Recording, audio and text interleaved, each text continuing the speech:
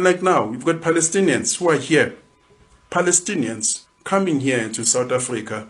And South Africa is becoming a Muslim country. Without people being aware. Let me tell you the model of these guys. These guys, when they come into a country, they come as a minority. They preach religious tolerance until they become a majority. Once they become a majority, they will tell you, listen, this space is ours. This is Mayfair. This is, east of Joburg.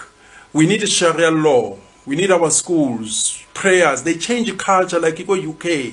And then they start practicing intolerance. They start shutting down. If you're a Christian, we no longer exist. That's what they do wherever they go. That's how North Africa was captured. I mean, North Africa was not always Muslim. Go Tunisia, go Algeria, go Egypt. That's why black people ran away. They came down to go Congo.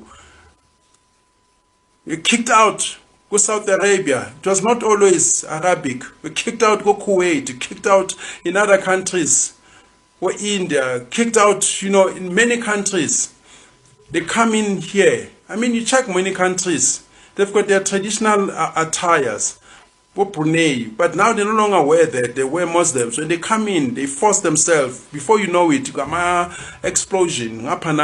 This is what is going to happen in the near future. Like the Nigerians, they were trying to have their own councillor, representative. In Hillbrow, saying that they want a Nigerian representative to represent them because they are a sizable majority. That's what happened. It becomes an invasion.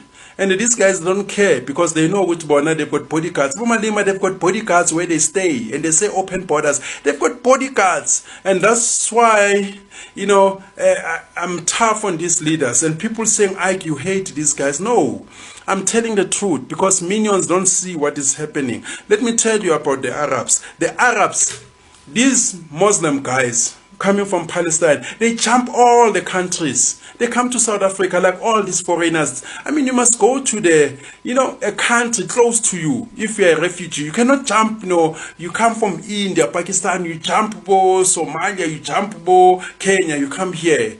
No, and when you come here, we ask, where's your wife? Where's your children? You're a refugee as a man. Like they go to Europe, it's only young men taking over. The Palestinians, they were accommodated in Kuwait around, post-48, 1948.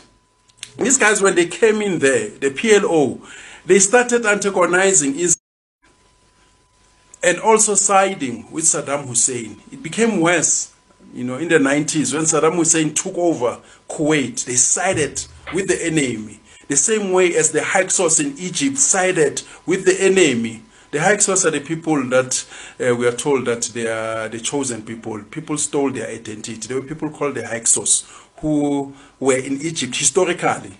So these guys, they sided with Saddam Hussein. And then after the war, or after Saddam Hussein retreated, Kuwait said, hell no, we are expelling these guys. They expelled 200,000 of Palestinians. They went to Jordan. Nabo Arafat, when they came to Jordan, they did exactly what they usually do. They started to attack. Israel is going to attack back.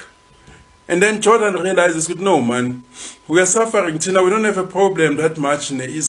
It's not our war. And then they started fighting the people of Jordan. They started, fighting, wanting to take over Jordan. They were expelled again. They went to Lebanon. Lebanon hasn't recovered. Namama figure Lebanon. They attack. They wanted to take over. Wherever they've been accommodated, they want to take over. In Egypt, they came there. They wanted to take over. That's why Arab people don't want them. Egypt raised borders high. Nobody wants Palestinians. And people saying, how come Arab countries don't want them? Because when they are there, they want to take over. Saudi Arabia doesn't want them. Syria doesn't want them. Nobody wants them. Libya don't want them. Algeria don't want them. Because whenever they come in, they start plotting. Even Manje, South Africa is a playground. All these guys like about Al-Qaeda, they were once here plotting. You've got Cyprus Mafia, Serbian Mafia, Jerusalem Mafia. You've got all these mafias. even wannabe Nigerian mafias coming here, plotting, using South Africa, as a playground. And then, what does it say about our currency? It's affecting us internationally. Our passport is no longer respected because we keep on allowing everyone under the pretense that South Africa belongs to everyone. And then our courts now, they're interpreting the constitution literally to say everyone. Everyone doesn't mean everyone. It means a South African. They must put context to that. But that's not happening. So these guys, they are sacrificing this country. And you've got misleaders. Bo Julius Malema, Bo Musi Maimane, Bo Zile, Bo Mashaba. I'll tell you, Herman Mashaba, he doesn't have a problem with illegal foreigners. He says document them. We don't have a problem of documentation because what happens if Nigeria, they send 15 million? China sent, 10 million. Zimbabwe sends, a couple of millions. Maybe all foreigners, they're about 50 million. You document all of them. We still have a problem. The problem is people who are here unnecessary. People who are not adding value. And they're outnumbering us now because even our birth rate, you go to nuclear hospital, it's now called Rahima Musa. What's the name here, nuclear hospital? Is it nuclear? These guys, when they're coming here, they're taking over. I mean, Bomusi Maimane, one useless guy is always criticizing Tutula because he's a liberal. These are guys who are parachuted into our politics. We are born with Bomusi Maimane, agana bukasi. Indotena makevs, you find out about Tumaporis. Indotena makevs, uyabona ukuthi akazange adlala idisk, akazange yenzeni, yabo. Lezi sifaka igipe eshayinayo. Abo Zile, he is pro-globalist. Doesn't have a problem with illegal foreigners. And this is where I have an issue, especially the white constituency.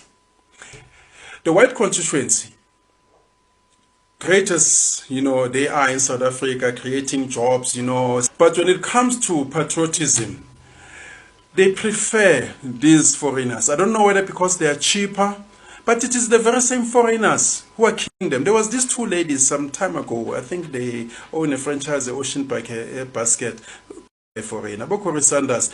South Africans don't have that culture of killing people.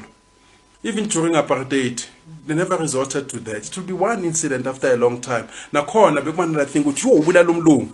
Yabo, the death sentence. So they employ these guys kuma farms. Most farms are taxed. It's Zimbabweans, Mozambicans, and then they say blacks are killers. Blacks are not the same. There's a South African black and the African black from Bujumbura. We are not the same. We don't observe the same things. We're different. You check for Western Cape. These guys, they want a soft life that did not work for. And then they will come and say, no, it's blacks who are killing us. Yeah, maybe the blacks of the ANC are different because they lived in Zambia, in Tanzania for a long time. They've assimilated to their cultures. But here, us who are here, we are different.